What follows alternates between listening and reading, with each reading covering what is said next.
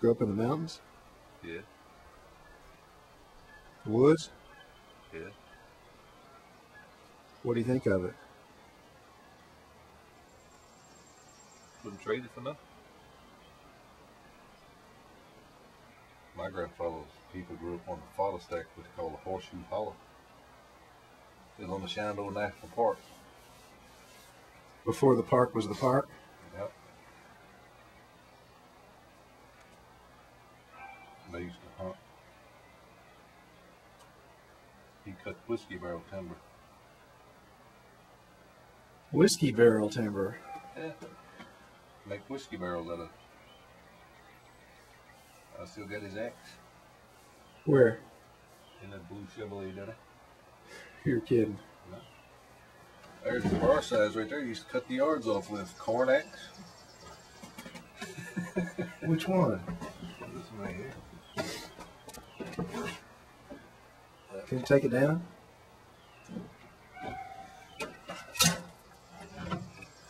What do they do with that thing? That was before they invented lawnmowers. Trim off apple orchards. That's how you used to cut corn.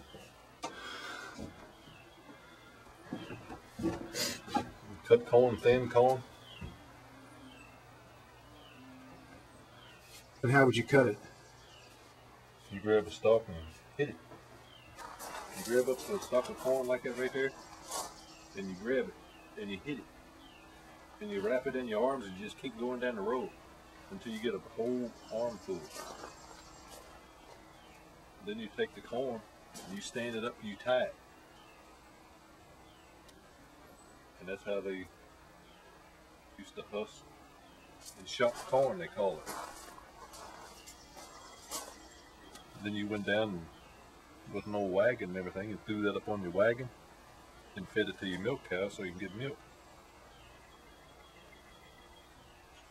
That was before they had combines. Took all of the hand labor out of everything.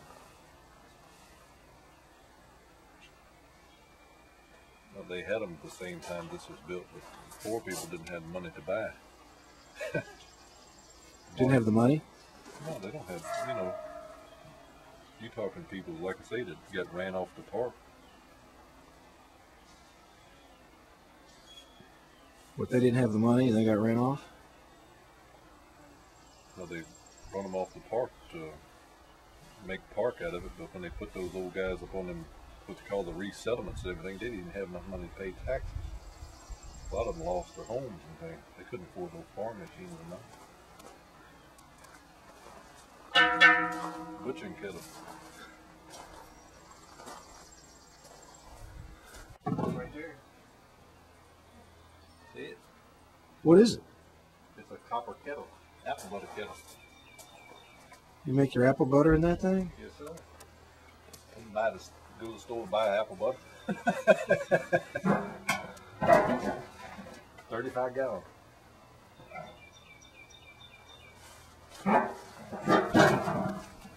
Right there.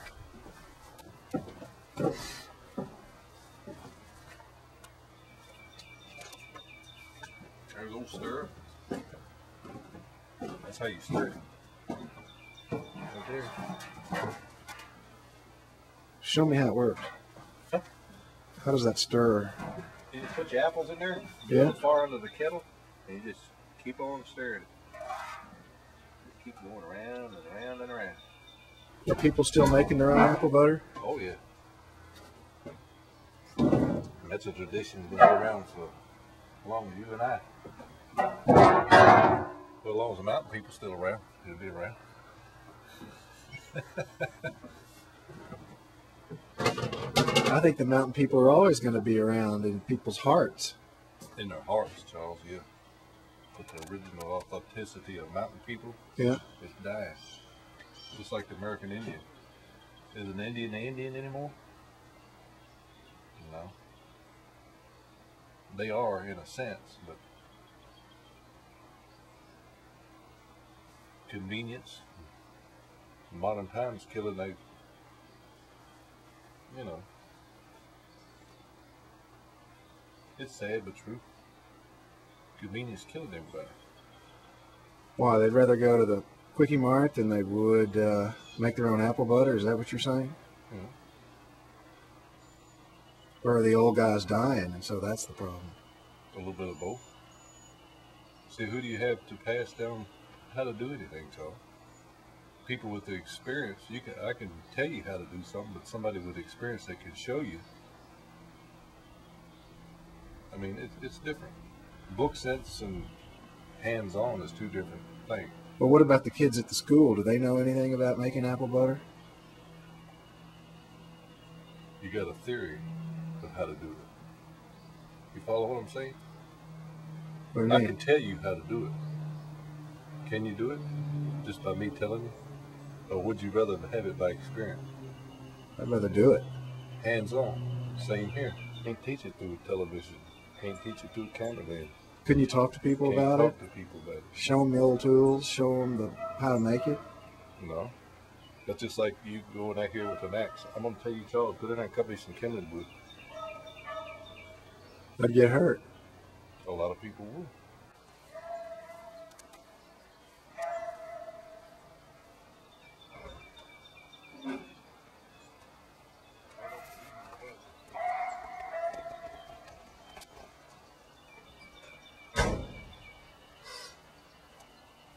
This was my grandfather's axe. He cut whiskey barrel timber out of Horseshoe Hollow with that. Now that's a new handle. That's my grandfather's axe. How do you make a whiskey barrel? You take about a 20, 30 foot oak. You chop it down with that saw that's up on the porch. Right? They didn't have chainsaws back in that day. It's called a two-man saw. Then you chop it down, saw it down, limb it up, and you start splitting it just like you would hand rail.